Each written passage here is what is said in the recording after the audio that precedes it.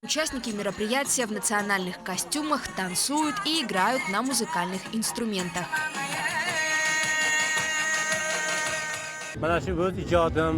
Уже 5 лет я принимаю участие в фестивале «Бойсун Бахари», и от всей души хочу поблагодарить всех. Здесь мы представляем наше творчество, искусство, переданное нам от наших предков.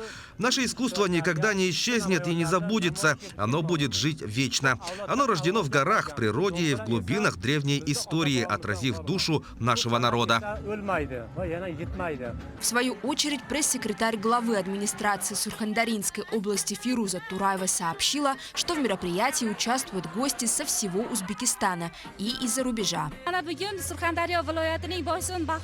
Мы искренне рады тому, что наши национальные традиции находят свое отражение в этом фестивале, продолжают жить современной жизнью и передаются молодому поколению. В сегодняшнем фестивале принимают участие не только жители Сурхандаринской области, но и граждане со всего Узбекистана, а также гости из зарубежных стран.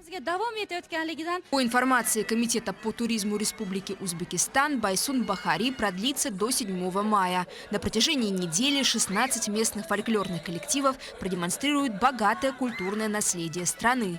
Кроме того, в фестивале принимают участие 10 команд и сольных исполнителей из ряда европейских стран, Центральноазиатского региона, а также Индонезии и Японии.